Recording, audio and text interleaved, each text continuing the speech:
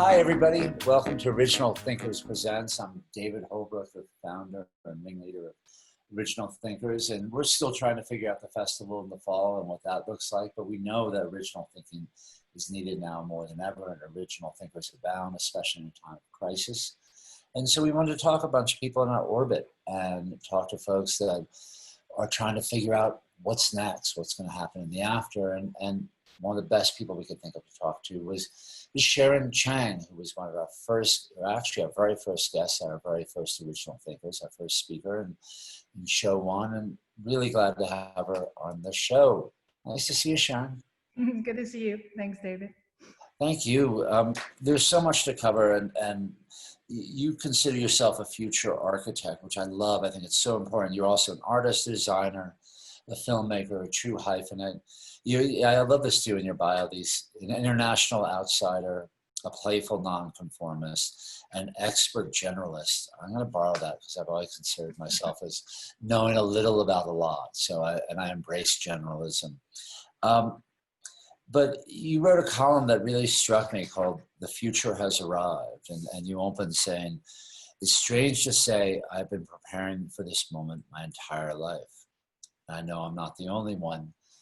Talk a little bit about that, about where we are and you as a future architect wanting to architect what happens next. Well, I think, it was somewhat of a optimistic and sad statement at the same time. Sure.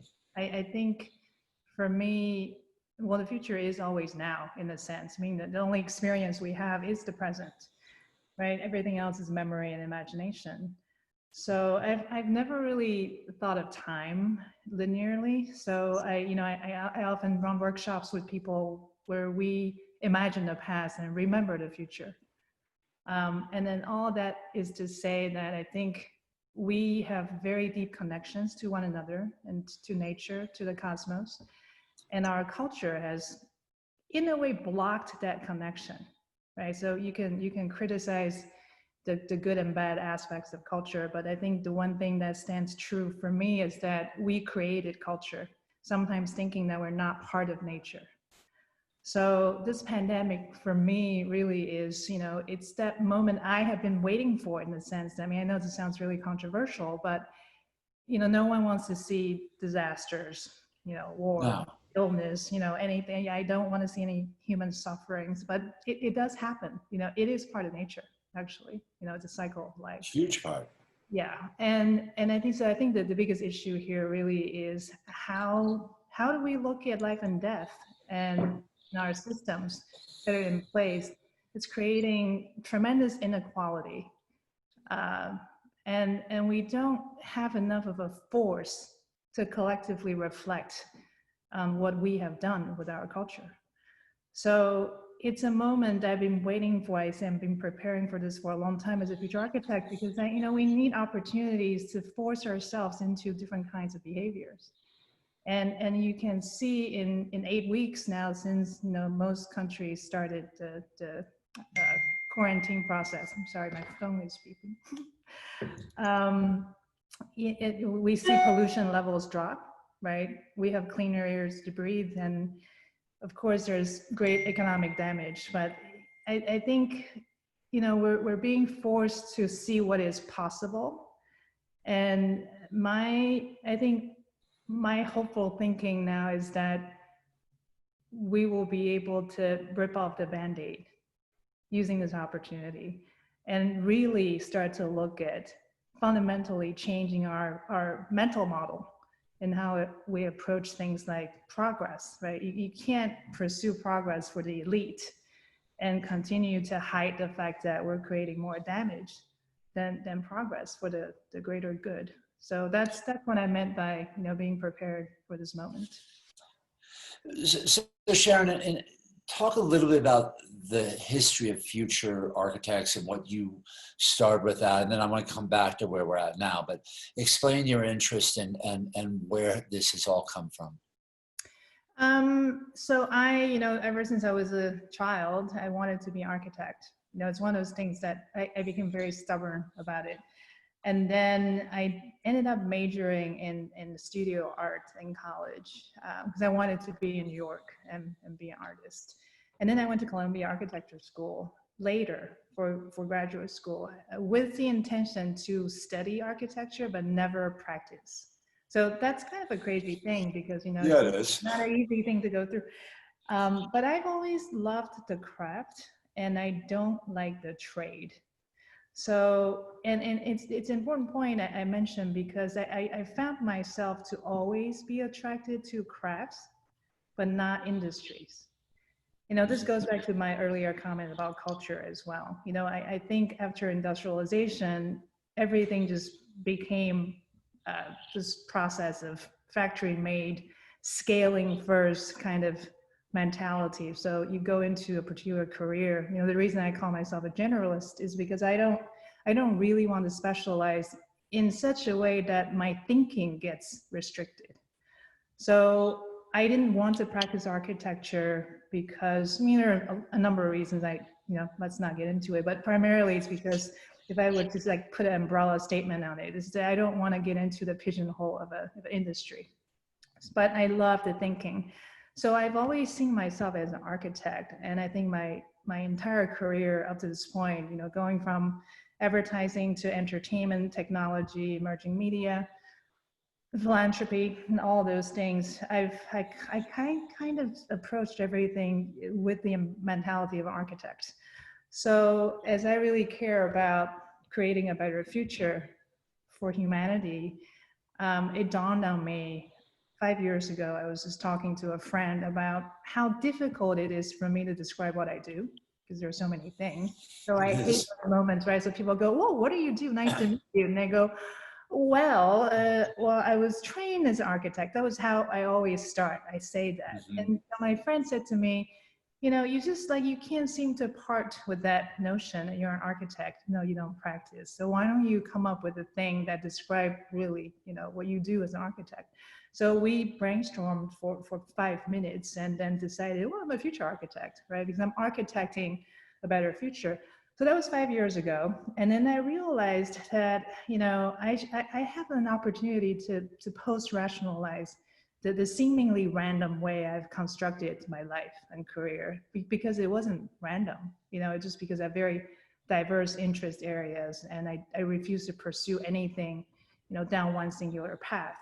And I think the world really needs more generalists at this point to be able to spot, you know, patterns and make connections. So there's some value in the way I've been approaching the world. So I spent about 3 years trying to crack what the discipline of future architecture might look like. And I got very obsessive, right? I started to like, you know, draw and sketch frameworks and I wanted to come up with theories and practices and the whole thing. And I even fantasized, well, maybe this will become a thing, you know, they teach in universities. And then I realized, well, first of all, I'm never going to be the single one person who would be able to do this by myself. Mhm. Secondly, if I have a history of resisting trade, what am I really doing trying to codify something that should stay very organic? And so it dawned on me about 2 years ago that my calling, my mission is to really identify people who are future architects, but they don't really have the lexicon, the vocabulary to describe what they do, right? These are systems thinkers, systems designers. They're, you know, they work in social justice, artists, filmmakers, storytellers, Sure. policymakers. So you always wear your primary hat, but there's a special group of people who are so dedicated to create better systems for humanity. And I want to get them all under one roof so we can build momentum. And I hesitate to even call it movement because it's not a movement. You know, I think this really is just, we need brand new language to describe and contextualize the world we live in today because it's accelerating so rapidly. And we're lacking language to really describe what we want to do and what we are actually doing. So future architecture for me became really sort of, you know, I'm oversimplifying it, but it's foremost a language exercise to understand what we mean when we say these things. So it has to do with our individual identities. It also has to do with our collective psychology as we relate to each other. So last year I started the Guild of Future Architects, with the intention of creating a home for all these people to come together so we can collectively craft a practice that's a lifelong practice of trying to achieve more beauty for more people in this world. Which is ultimately what this is about, is how can this work for everybody? And that's one of our sort of taglines for Original Thinkers, is help build a world that works for everyone.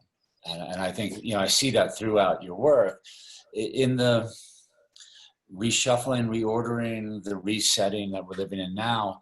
How does that happen? I mean, you wrote in this column that I like so much, we know we can change some of our behavior. We've whether the things like telemedicine, the big transformational things are happening now in the pockets of this pandemic. How do we come out of this where the people who were suffering before aren't suffering that much more, and the people who had good lives before aren't grabbing so much more of that? How do we restructure? I mean, these are big seismic shifts. Yeah, I mean, I think a lot of people talk about, moments of crisis, it's really a systems shock. And when you have a systems level shock, what tends to happen is all the ideas that have been hovering around, existing trends tend to get accelerated. It's very unlikely at a moment of shock, you come up with new ideas, right? And I hope that those new things would go anywhere. So things like UBI, for instance, we've been talking about that forever, and people are so worried about, it's becoming like an extreme socialist approach. And what are we going to do with people when they, have nothing to do and they just sit there and receive basic income? And my argument is universal basic income, yeah. So my argument has always been, well, look, it's a very complex thing, right? So I don't pretend to be an economist to be able to comment on that, but it's about human potential. So if you give people a more level playing field, create a little more equality without really preemptively worrying so much about what is going to happen, right? And trust that we're on our way to unlocking human potential. And we can't limit our imagination. So that, that kind of thinking, again, I think it's a cultural, sort of a cultural orientation. Do you want to be fear-based or do you want to be hope-based? So that idea has been, thrown around for a long time, and most people think it's just impossible to implement. And look what happened. Within a few weeks, the US, of all places, decided to send a check to everyone. That's basically the idea of UBI. That clearly won't last without, real policies being put in place. But you can see how a shock in the system will overnight change people's mind on something that's it's an idea that's been around. You've been looking at this thing for a long time. So telemedicine is the same thing you mentioned, right? It's not a new thing. You can't invent telemedicine at a moment of crisis. You can actually look at it and say, wow, this thing that we didn't think would be useful is becoming really useful right now. The way we're communicating through Zoom right now, it's been around for a long time, Skype, Zoom, but now everybody's using it. So, my theory around future architecture, a lot of people say, well, why don't you just focus on building a better now? Why do you use the framework of a future state? And I think my thinking has always been, if you think futuristically without getting in the business of prediction or speculation, because I have no interest in predicting. I'm not a futurist. I don't want to predict what needs to happen. I want to start building things that I believe are actually better for humanity, and they just may not be ready today because we're not ready. We're just not mentally ready for some of these things. But then at moments of shock, these things that we've been building along the way become more attractive all of a sudden because the system gets stressed, right? So if you don't have a group of future architects constantly building these new models. They may appear to be at the fringes, right? It's like, oh my God, we're working so hard and like nothing seems to change. But they will only change at a moment of crisis, like we're seeing right now. That doesn't stop us from building things. So we're always thinking ahead, trying to build things that are more equitable, more just, more, more kinder, creating kinder systems for humanity. And when things like this pandemic hit, you know that you have an opportunity to actually push some of the thinking through. So how do we change? I don't know. I mean, I think, my biggest fear right now is this notion of going back to normal, because normal is what got us here. And we don't want to go back to normal. We don't, no. And you hear the phrase a lot, the new normal, which I've used and thought about, but I think it's a notion of building, and architecture is important. This isn't just, a building doesn't go up like that. Right. It takes time. And the idea of creating anything, making a film, creating art, anything that's worthwhile takes time. And I think, and so do you look at this as in the next couple of months, next couple of years, couple of decades, what's the time frame you're looking at in terms of what you're trying to architect? Well, I gave myself a 10-year and 100-year frame. I think the 100-year frame is just, really thinking long term. Yeah. And it's really, it's like a storytelling device. When I travel, my mind travels to the future, to the 22nd century. I imagine sitting there, maybe with you again in a conversation. I'd like that. Hey, think about what happened in the 21st century, right? Because now we refer to the 20th century as well. Oh, all those things happened. So how would we describe the 21st century? What happened?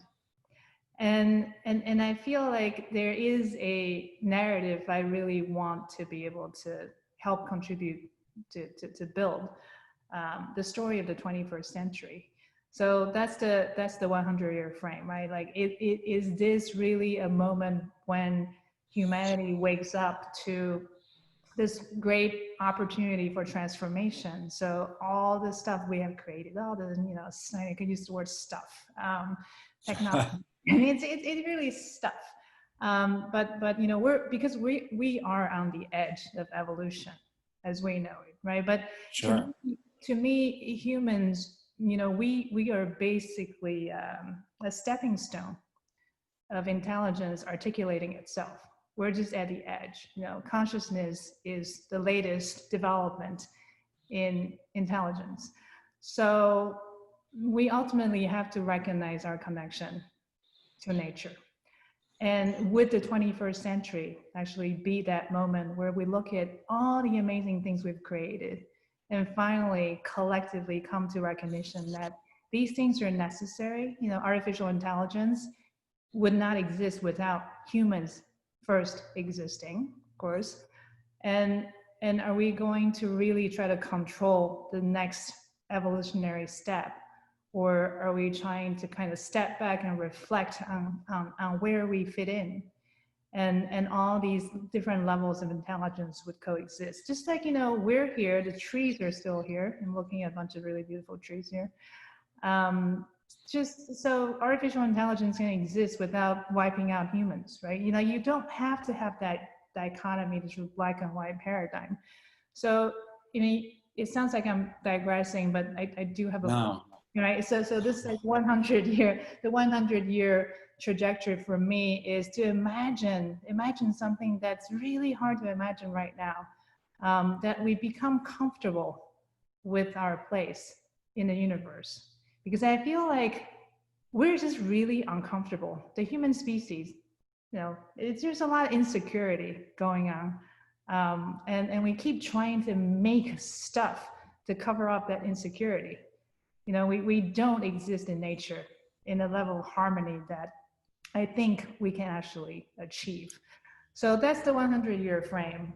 And I think the 10-year frame for me is, if you look at climate change and just sort of the curve of technological progress right now, I think we have about 10 years time to make a difference. It's about, It would be a bit too late if we don't do enough within the next 10 years. Things will get very tricky. they already are. They are, but I think when I went to Greenland 2 years ago and I like hung out with majestic icebergs, and people asked me after I got back, are you more depressed now? You're like the center of icebergs melting, climate change. And I said, no, I actually felt better coming back. And then they're like, oh, did you see signs of hope that we could reverse like sea ice melting? I say, no, we're really doomed. This is like, it's Right. a bad situation. But I realized as I spent time with nature to that sort of like pristine level of nature, they don't care. The planet doesn't care. The universe doesn't care. We're just doing damage to ourselves, which is, selfish and stupid. And I think, at this point, we just really have to wake up to the destructive nature, our sort of our notion of progress is causing. And 10 years is probably all we have to curb some of the tendencies.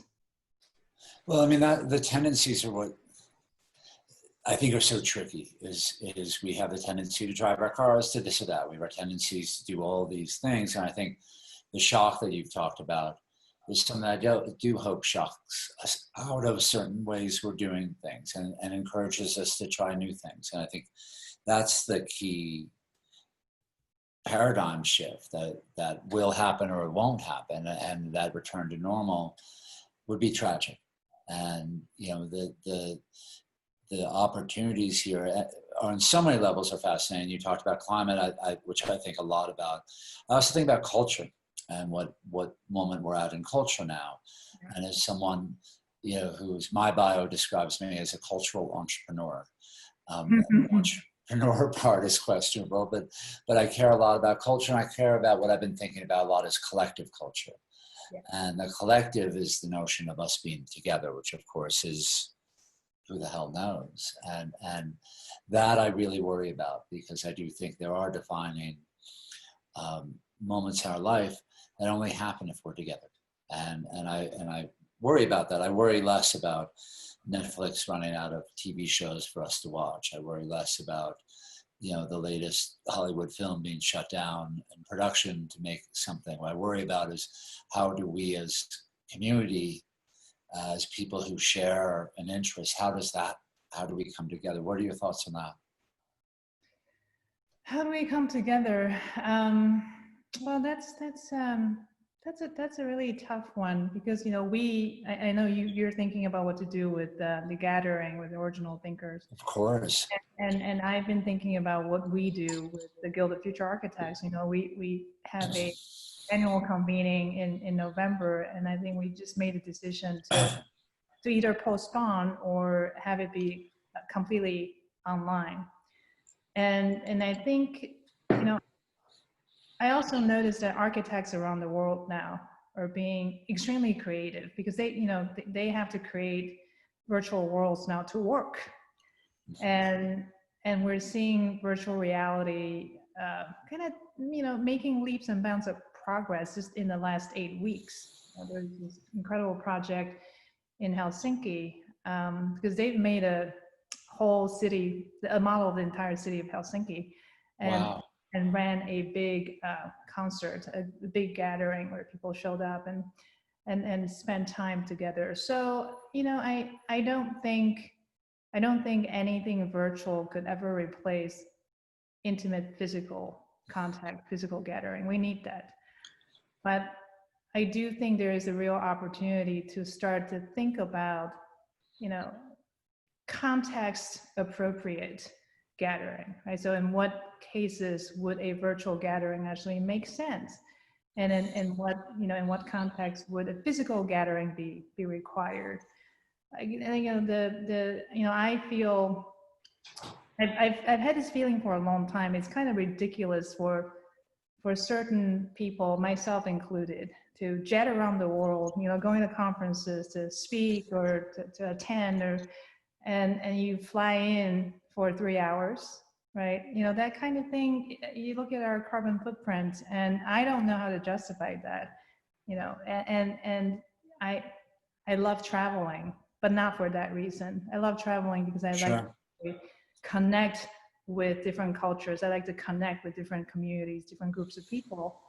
But we have gotten so used to just jumping on a plane and go somewhere because we're asked to do it and we're used to doing it. So I think this is a moment really for us to understand, going back to the conversation around technology, what is technology for? And that question is so important, relevant at this moment. I think we have a great opportunity to really re-engineer, re-architect, like really think through what is medium appropriate, what is context appropriate, and then come up with something that would both be environmentally more friendly, as well as, really taking care of our yearning to be together and really cherish the moments that we are together, because they are that much more meaningful, right? Because it's not just within reach. Sure. You have to work for it. You have to really, have a reason for being. And so it's not just a casual decision. I think being, the force to make us be more mindful about these things and think about people who are underprivileged, the more oppressed population due to our horrible systems. They, what are they going to do, right? We never really thought about those issues, and now they're in our face more than ever. And this time around, bring those people along to the table to talk about how to build community resilience. A lot of those folks don't have the luxury of even having this conversation. It's such a survival mode, and that's going to become harsher. And then on the other side of it, I think that the powers that be, particularly in this country, the Mitch McConnells and the president and all the people around them are looking at this as an opportunity to further put their foot in the throat of people who can barely breathe already, metaphorically. And I do think the reflectiveness that you shared with us today, and the way that you think, and the whole world of original thinkers, we can think and figure it out all day, but there are people in Washington, D.C. who are saying, how am I going to get my government subsidy money, and how am I going to get this and that, and how am I going to keep in place the systems, the status quo that works so well. And that's my biggest concern, is that you end up with people who are smart and powerful and wealthy who say, I want to continue to have all these trappings, and I don't care less about the people that you're talking about, the people that, where original thinking is really needed to uproot these systems. Yeah, I think I'm hearing little chatters here and there, and reading articles about, for instance, Cuomo is forging partnership with Eric Schmidt, right? Like, so this is a moment to really look at technology as our savior, but in a very sinister kind of way. Technology isn't going to save us. We have to, understand what it means to be human. This is such an important moment to not be swept away by fear-based thinking. We're afraid of contact. So let's resort to a utopian view of technology intervention. But when you think technology can play a role in a utopian world, you are actually pushing everything to dystopian. And we know that these things should never be extreme, and you have to bring people to the table, that diversity in thinking, representation from all walks of life, privileged and underprivileged, because I find the word privilege really interesting too. I mean, I feel, clearly you and I are having this conversation in the comfort of our dining rooms in an extremely privileged position, but there are people who seemingly during this time can get through everything with comfort, but they're feeling more extreme isolation psychologically, for instance, because they haven't Right. put themselves in the fabric of community, right? They've been sort of existing outside of the real fabrics, and they're trying to kind of have a God view, hovering, trying to intervene without the lived experience of these communities. So, I think the future is brighter if we can just be much more inclusive and transcend even identity politics. It's not about we need these people because they're indigenous, they're women, they're people of color. Let's just have a checkbox. No, I mean you have to have real empathy, human compassion, like real care and love of being part of something that's rich. The richness only comes from inclusion. So what makes me really sad at this moment is not that so much people are dying, it's how they're dying. Right. Right? Because life and death, I kind of ask myself, the only thing certain about life is death. We all die. So is it really that bad that people are dying? Or is it really that bad that we let them die this way? You Right. know, and how do we actually create systems that in the future would be able to avoid this kind of scrambling to, like, getting pushed to the edge and having to make really stupid decisions because we really just don't know how to respond to things that are so shocking, and you end up with people dying without being able to say goodbye to their loved ones, and then their It's bodies amazing. grow into trucks and then piled up in some public park somewhere. And it's the dignity and in the ritual of death, the most sacred moment, birth and death, being ignored because we have, again, really horrible systems and a culture that doesn't really take into consideration what's truly sacred. No, and there is this opportunity, and I think you write about in this piece, and I just want to quote you, and I think this is sort of a mantra for all of us. My fellow future architects, the future is now. We cannot and should not neglect our human responsibility to help mitigate the most urgent threats. And we must rise to the occasion to honor our calling, designed with a long view, designed through the lens of co-creation, designed to fundamentally change culture and achieve shared prosperity, designed for thriving interdependence, beauty, and transcendence. We can help to put out the raging fire, but what we are really meant to do is to help humanity not set itself on fire again. How can anybody watching this, what do you encourage them to do to help do all these things that you're talking about? What's your advice to them? How do they get to work in this? I think my humble opinion, I don't even want to call it advice, is really just to slow down a bit, right? And take this moment in fully. We're in a liminal state. Yeah. And again, I use the word sacred. It's a sacred time. Whether you are so stressed that you're like your small business is folding, you're struggling to pay rent, or you're someone who's in a very privileged position to be able to help others. It doesn't matter where we are at this moment. It is a moment of collective reflection, and we can't rush through moments like this. If we keep thinking too much about what to do,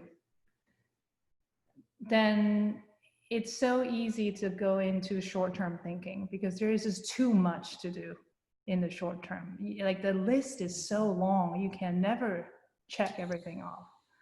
So instead, it may feel a bit counterintuitive or almost like, really seriously, we're dealing with matters of survival. You're asking us to slow down.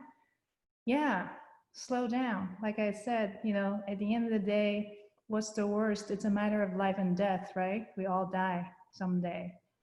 But if we can all slow down just a beat to really think about what's happening, you know, sense making. It's a moment of collective sense making, and then you got to give yourself time to make sense of it all, and turn to your fellow humans, you know, friends, family, strangers, whoever, and think about how we're connected, because that kind of deeper reflection will help to build bridges between our internal world and the external world. And I think it's only when we can reconcile the differences between what's inside and what's outside will we become a little more capable of imagining a future that's more equitable. The time is needed. No, it is, and the slowdown is really critical here, and you know, in ways that we can think through what comes next. It's really nice to see you. I'm really glad that you shared this with us. We recommend the article. I also really recommend checking out Sharon's films that she's executive producer. Terrific. XY Chelsea, Eagle Huntress, OG, and It's a Hard Truth, Ain't It? Inventing Tomorrow, and Trophy. And there are others too. These are just all the ones I've seen. I'll watch the others too, but you've got knockout taste. Seeing all those films. Thanks, David. No, they're just so good. When I looked at your list, I was just like, they're all so interesting. And Inventing Tomorrow, of course, is kind of what we're talking about. Sharon Chang, it's great to see you. Thank you so much. Thanks for being part of Original Thinkers, and keep us posted on what you're doing and writing and thinking, and we look forward to continuing the conversation. Thanks so much, everybody.